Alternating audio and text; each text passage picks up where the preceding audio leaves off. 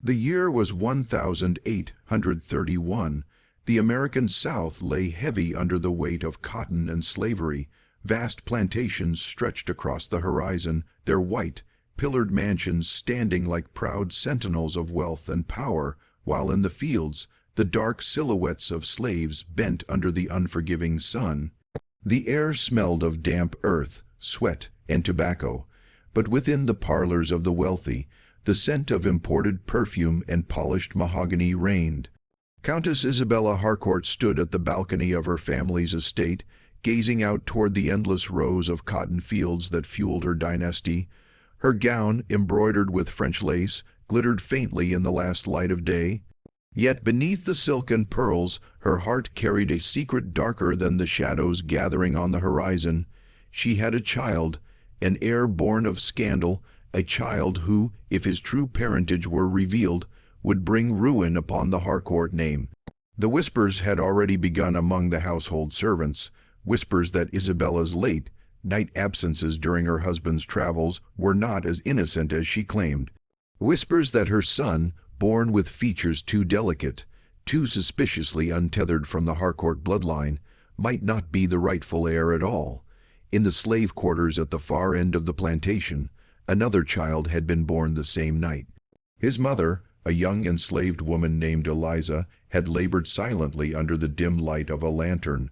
The overseer had not even recorded the boy's birth. For the world, he did not exist. He was only another black child destined for a life of toil and chains. Two children, one cloaked in silks, one swaddled in rough cloth. Two destinies, worlds apart, yet bound by the Countess's desperation. It was that desperation which led Isabella into the candle-lit library that evening, where she met with Samuel, the trusted house slave who had served her family for years. His eyes, dark and steady, carried knowledge too dangerous for a man of his station, yet Isabella had no choice. "You will help me," she whispered, her voice trembling as the storm outside rattled the window panes. "No one must ever know. Not my husband, not the overseers, not the world. If the truth comes to light, the Harcourt dynasty will fall, and with it, every shred of power we possess." Samuel's jaw tightened. He knew the risk. To meddle with bloodlines, to cross the line between the world of the master and the slave. It was more than forbidden, it was fatal. But he also knew the Countess had ways of rewarding loyalty that could change the fate of a man like him. "What is it you ask of me, Countess?" He replied slowly, though the weight of her gaze had already told him. Her eyes glistened in the flickering candlelight. "We will exchange the children, my son and Eliza's son. The world will never know.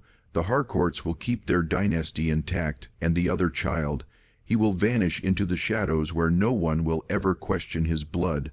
The silence that followed was deafening. The storm outside cracked open the sky, as if heaven itself bore witness to the pact being born in that moment. Samuel's heart pounded in his chest. This was more than sin. It was treason against the natural order, a gamble with God's judgment. But then he thought of Eliza, his sister, and her child who would grow up knowing nothing but the whip.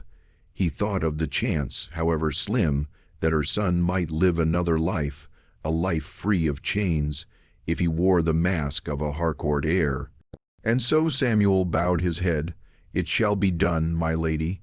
The pact was sealed not with ink, nor with blood, but with the trembling breath of two souls standing on the edge of damnation. The Countess and the slave had bound themselves to a secret that would outlast them both, a secret that would unravel the Harcourt dynasty from within. Far away in the nursery, two infants slept soundlessly, their tiny hands curled as if already grasping the threads of fate that had been rewoven around them. Neither could know that by dawn their lives would no longer be their own. The night of the exchange descended upon the Harcourt estate with a suffocating silence, broken only by the rustling of the wind through the cypress trees and the distant howl of a lone wolf. Countess Isabella stood in her chamber, her hands trembling as she clasped a silk shawl around her shoulders, listening for footsteps in the hallway. She had rehearsed this moment in her mind countless times, yet now that it was upon her, dread and resolve fought violently within her heart. Samuel had agreed, but the weight of his consent pressed upon her like a curse. Outside, the storm had given way to a still oppressive humidity, as though the heavens themselves held their breath. In the nursery, 2 infants lay in their cradles, their breaths shallow, their futures unknowingly bartered. The Countess approached her child first, tracing the outline of his tiny face with fingers cold as marble. He whimpered softly, as though sensing the betrayal in her touch. Meanwhile, Eliza, summoned from the slave quarters, entered with her own child swaddled in coarse linen. Her eyes were red from weeping, her lips quivering, yet she obeyed the silent command. The 2 women stood facing each other, bound by circumstance, divided by a chasm of class and cruelty. Samuel acted as the reluctant bridge, his hands steady as he lifted one child and placed him in the arms of the other woman. Time seemed to fracture in that instant, reality splitting between what was and what would never be again. The Countess clutched the other child tightly, whispering promises he would never understand, while Eliza pressed her face into the dark curls of her true son, knowing he was about to be lost forever. Outside, the cicadas droned endlessly, as though chanting a dirge for innocence undone. The exchange was carried out in shadows, the dim glow of a single lantern flickering against the nursery's walls. Each time the flame bent under the draught of the open window, Isabella feared the light would betray them, that some wandering servant or vigilant overseer might stumble upon this sacrilege and reveal it to the world. But no one came. Only silence answered their trembling breaths. Isabella held the child that would now bear the Harcourt name, a child who had been born in chains but would be wrapped in silk before the dawn. Eliza's arms felt suddenly empty, though Samuel had placed the Countess's child into them. The boy squirmed, sensing his mother's scent and warmth vanish as he was pressed into foreign arms. She wanted to scream, to collapse, to run with her true son out into the night, but she saw Samuel's hard eyes upon her. His look was not cruel, but it carried the warning of death. The Harcourts held the power of life and death over all the souls in the quarters. One cry, one misstep, and both she and the child could vanish forever. The Countess turned from Eliza, her steps unsteady as she carried the new heir to the nursery's grand crib, carved from imported mahogany and adorned with silken sheets. She placed him down gently, smoothing his blanket with trembling hands. No one must ever know. She whispered again, though this time it was not to Samuel but to herself, a desperate chant to ward off the guilt already gnawing at her chest. Behind her, Eliza clutched the other child close, tears streaming silently down her cheeks. Samuel reached for her arm, steadying her before her grief gave her away. "Go," he muttered under his breath, guiding her toward the servants' passage at the far end of the nursery. She stumbled into the darkness, her sobs muffled by the thick stone walls, carrying with her a child who would never know the truth of his blood. The night pressed on, each minute an eternity. Isabella lingered in the nursery long after Samuel had left. She sat in a high, backed chair by the crib, watching the child breathe, listening to the small sighs he made in his sleep. His chest rose and fell, and with each movement she told herself it was worth it, that this was the price to protect the Harcourt dynasty.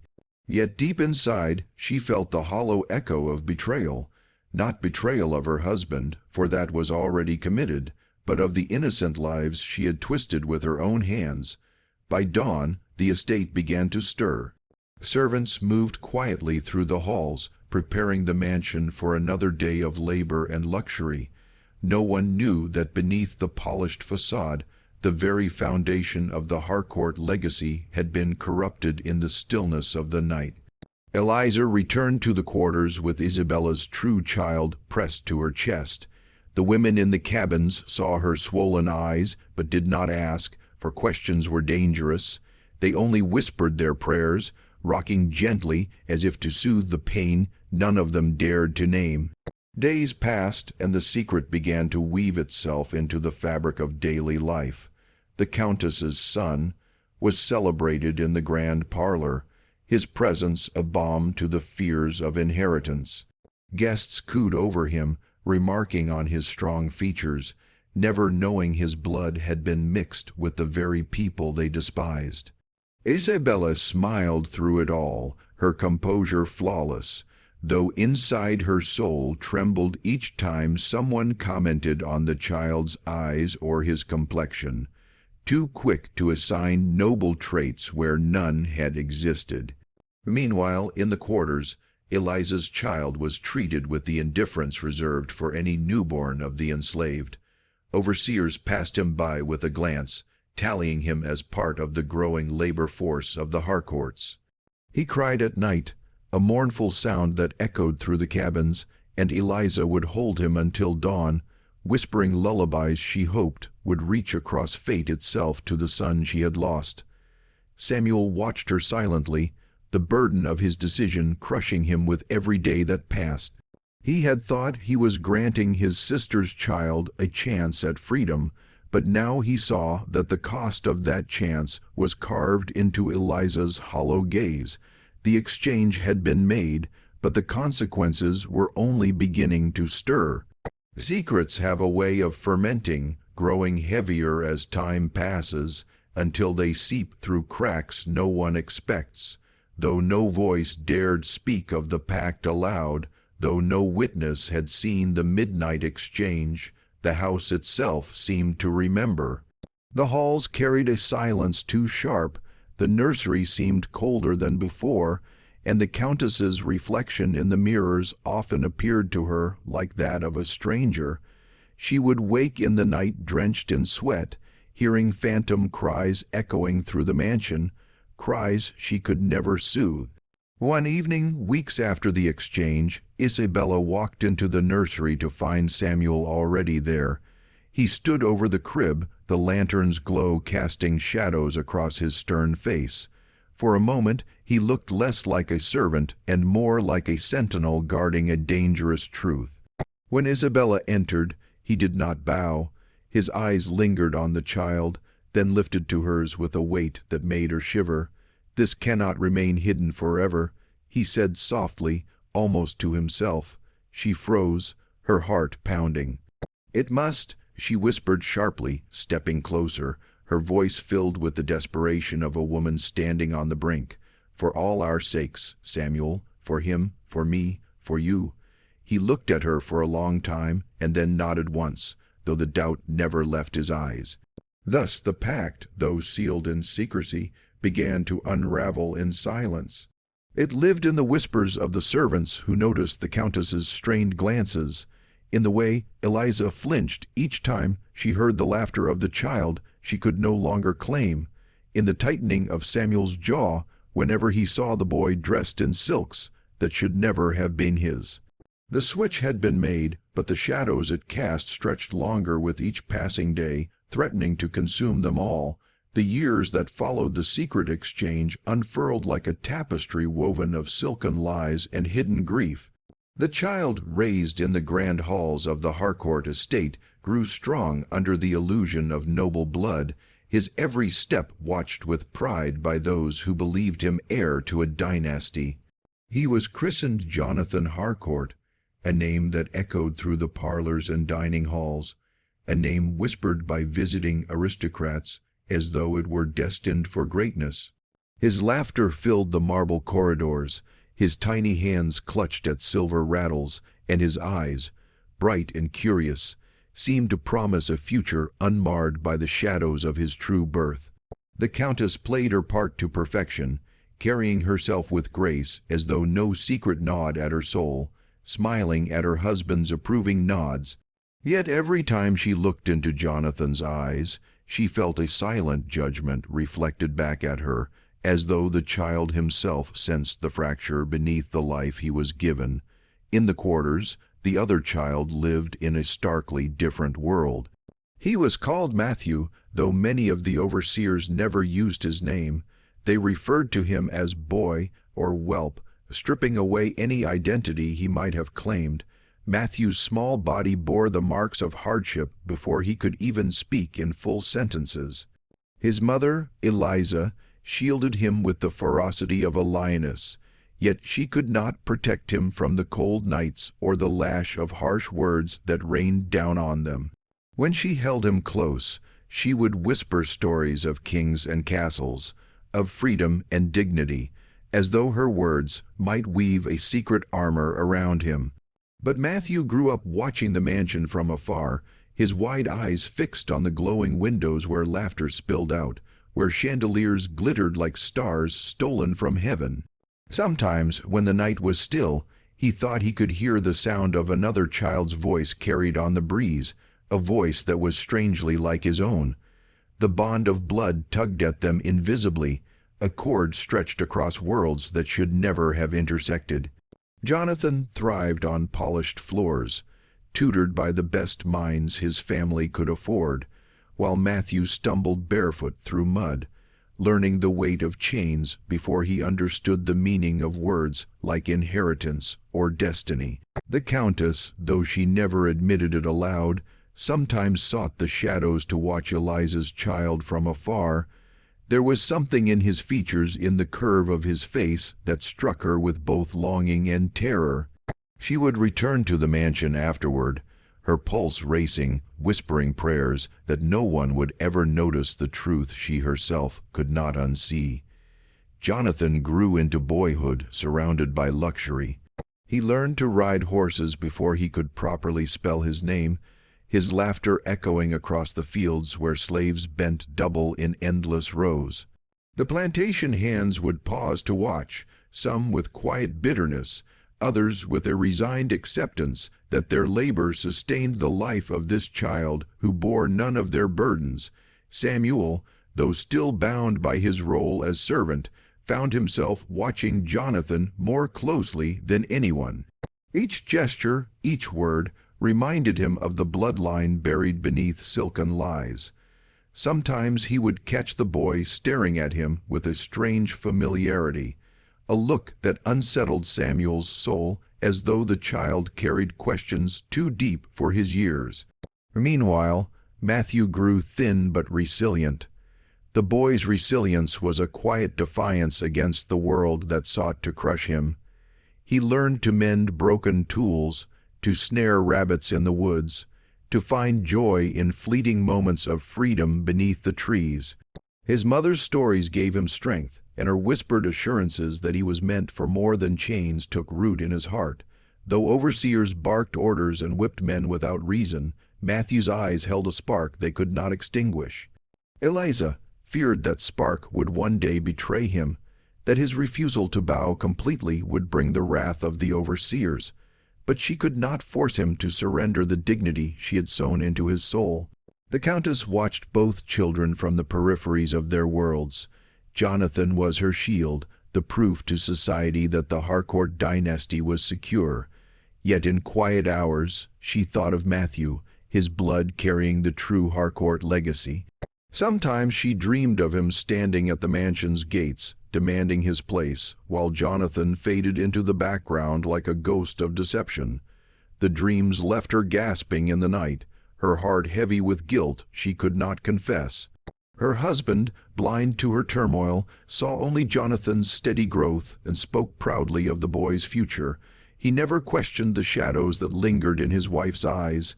Time moved inexorably, each year adding layers to the deception.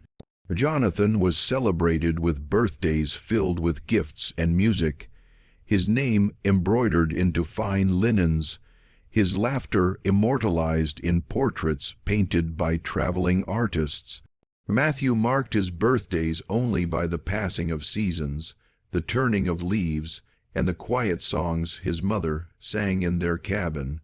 The difference between their lives widened with every sunrise, yet the invisible bond between them pulsed stronger, a tether neither boy could name. Jonathan sometimes felt a strange emptiness when he looked in the mirror, a nagging sense that something in his reflection did not belong. Matthew, on the other hand, felt an inexplicable pull toward the mansion, as though his very blood called to him from within its walls. As they grew older, the risk of discovery grew with them. Servants whispered more often, their eyes darting toward Jonathan when they thought no one noticed. Samuel silenced them with stern looks, but he could not silence the truth. Eliza's grief hardened into a quiet strength, though each year that passed was another reminder that her true son lived a life apart, one she could never touch. And Isabella, carrying the weight of her decision, prayed daily for the strength to keep her secret buried. But secrets are restless things. They stir in the dark, waiting for cracks to appear. And as Jonathan and Matthew approached boyhood, the first cracks began to show. By the time Jonathan and Matthew reached their 10th year, the paths of their lives had already carved deep ruts in the soil of fate. Jonathan, heir in name though not in blood, was groomed for the mantle of leadership. He dined with his father at the head of long tables, listened to conversations about trade, politics, and the expansion of land. Tutors drilled him in Latin and history, teaching him that he was the product of a lineage stretching back across oceans. Yet beneath his polished manners and silken clothes, there remained a restless spark, an unease that even the Countess could not explain away. He often slipped from his lessons, wandering the estate with questions on his lips that no one dared to answer. Matthew, on the other hand, had grown wiry and strong in the slave quarters. His days were filled with labor beyond his years, hauling buckets, tending fires, and running errands for overseers who never remembered his name. He bore the scars of switches and harsh words, yet his spirit remained unbroken. Eliza saw in him a fire that frightened her, a refusal to bend entirely to the will of those who held chains over them. He asked questions, too, though his were whispered in the dark.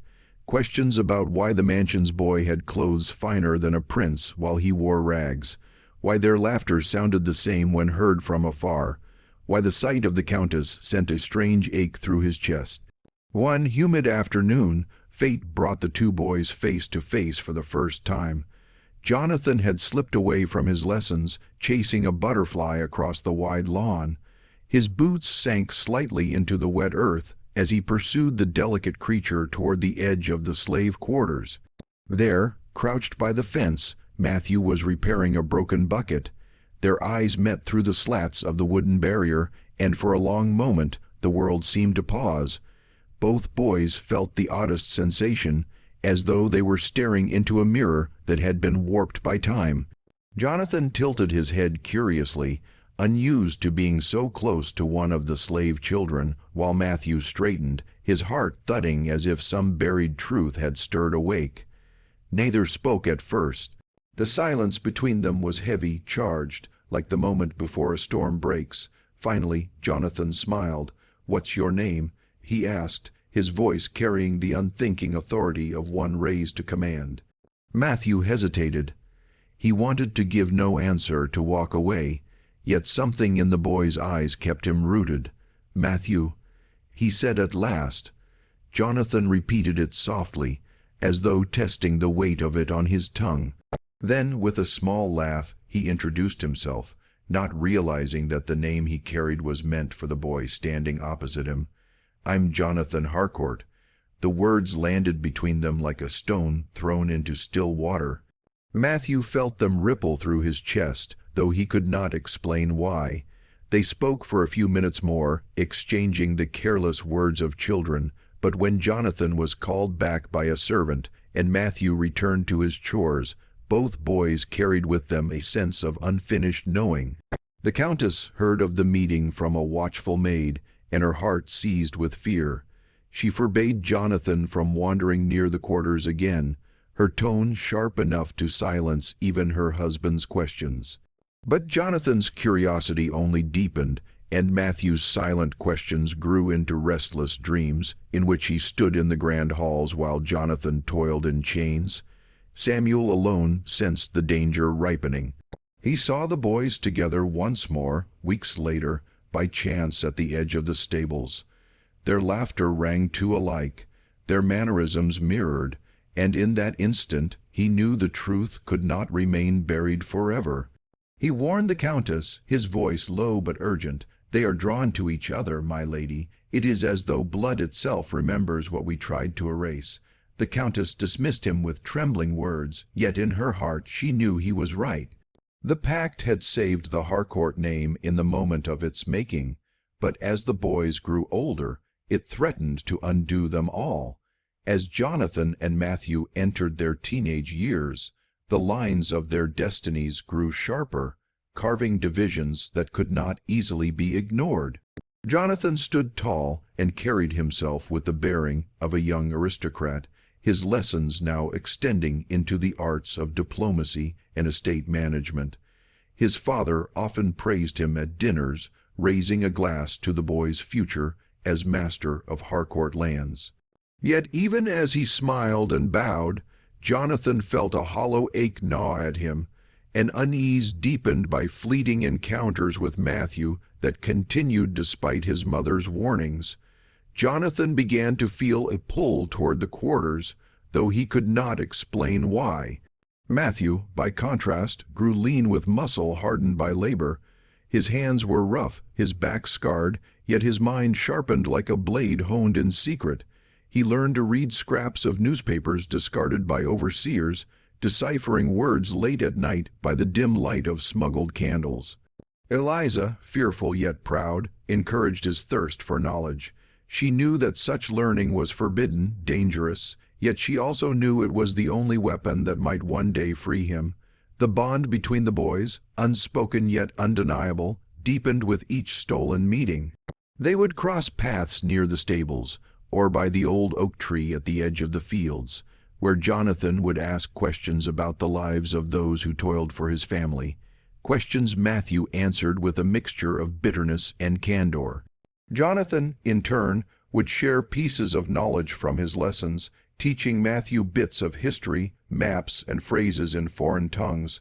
Their friendship was a fragile bridge stretched across an abyss of difference, and yet it flourished. Neither fully understood why they felt so alike, why their laughter carried the same rhythm, why they sometimes finished each other's sentences. The Countess grew more watchful, her heart torn by dread each time she heard of Jonathan's wanderings. Her guilt pressed on her chest like a weight of iron. One evening, she confronted Samuel in the dim light of the library, her voice breaking. "It cannot go on. If they grow too close, the truth will slip free. It is already in their blood." Samuel, older now, his hair streaked with gray, met her gaze with sorrow. "The truth will not remain buried forever, my lady. Blood will always find its way home." The Countess wept after he left, torn between the duty she owed her family's name and the bond she felt, however secretly, to the child who was truly hers. Meanwhile, rumors began to stir among the slaves. They whispered of Matthew's defiance, of his strange resemblance to the boy in the mansion, of the way the Countess's eyes lingered when she passed him in the yard. Whispers carried weight, and soon even overseers muttered suspicions when drink loosened their tongues. Danger pressed in on all sides. Jonathan, too, felt the shifting winds. He noticed the way servants exchanged glances when he walked into a room, the silence that followed him like a shadow. Though he could not name it, he sensed the fragile walls of his identity beginning to crack. And Matthew, lying awake at night, stared at the rafters and wondered why his blood seemed to sing whenever Jonathan stood near. He dreamed of freedom, of a truth larger than chains, of a life that the world told him he could never claim. The stage was being set for a revelation that would shatter both their lives. By the time Jonathan turned 16, the weight of expectation pressed down on him like a crown of iron. He was paraded before visiting dignitaries as the pride of the Harcourt lineage, praised for his manners, his wit, and his apparent destiny. Yet beneath the surface, the walls of the grand deception began to crumble. Jonathan had grown restless, plagued by dreams he could not explain. Dreams of chains rattling in dark rooms, of voices calling his name from the fields. Matthew, now nearly the same age, carried his own burdens. His body bore the marks of punishment for small acts of defiance, yet his spirit remained unyielding. He had begun to gather with others at night, whispering of freedom, of escape, of rebellion, His words carried weight, and many listened, though fear kept them silent by day. Eliza watched with both pride and dread, knowing that her son was stepping into a destiny too dangerous to ignore. The encounters between Jonathan and Matthew grew riskier, yet neither could resist them. By the stables, in shadowed corners of the estate, their conversations deepened. Jonathan confessed his doubts about the future laid before him, his sense of living a life that was somehow not his own. Matthew spoke of dreams of freedom, of a fire that burned too brightly to be contained. There were moments when they would fall silent, staring at each other with an intensity neither could name, bound by an invisible thread stronger than all the lies around them. One evening, Jonathan asked the question that had long troubled his heart. "Do you ever feel like we are the same?" Matthew laughed bitterly. "The same? Look at me, look at you. The world says we are not even human together." But even as he said it, he felt the pull inside him, a pull that no chain could sever. The Countess, tormented by sleepless nights, saw the storm approaching. She knew the truth was etched into their very faces, into the cadence of their voices. Samuel urged her to confess before fate forced her hand, but she refused, paralyzed by fear of what the revelation would destroy. The whispers among the slaves grew louder. Some swore they had seen the two boys together, speaking like brothers. Overseers noticed too, muttering in private, though none dared voice their suspicions openly.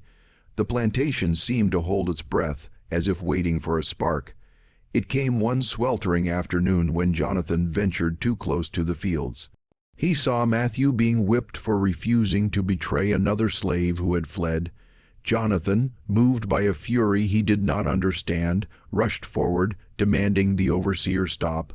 The overseer laughed in his face, calling him soft, unfit to inherit his father's legacy. Jonathan's hand struck out, and for the first time master's son and overseer clashed in full view of dozens of eyes. The incident could not be erased. Rumors spread like wildfire that the young Harcourt defended a slave as if he were kin. The Countess wept when she heard, realizing the secret was unraveling. In the quarters that night, Matthew's wounds stung, but his spirit soared. Jonathan's defiance had lit a beacon in his heart. For the first time, he believed that destiny itself might bend. The confrontation in the fields marked the beginning of the end for the Harcourt deception. Jonathan, once praised without question, now walked beneath the weight of whispers. Servants lowered their eyes, overseers muttered behind his back, and even his father regarded him with a sternness that bordered on suspicion. The Countess lived in terror, her heart lurching each time voices rose in the halls, expecting at any moment for the truth to be dragged into the open. Samuel warned her that the web of lies was unraveling faster than either of them could contain. And in the quarters, Matthew was spoken of in hushed reverence, not just as a boy, but as a symbol. He had stood his ground beneath the whip, and the master's son had defended him, an act that shook the plantation like thunder rolling over dry land. Jonathan and Matthew's bond, now undeniable, drew them together again and again. Late at night, they met in the shadows of the old oak tree, speaking with urgency of the lives they wished they could lead. Jonathan confessed he felt trapped in a role he did not believe belonged to him, while Matthew admitted that he could no longer pretend he was meant only for servitude. They did not yet speak the truth aloud, but it pulsed between them like a heartbeat. Meanwhile, unrest spread among the slaves. Matthew's quiet leadership and Jonathan's reckless defiance inspired whispers of uprising.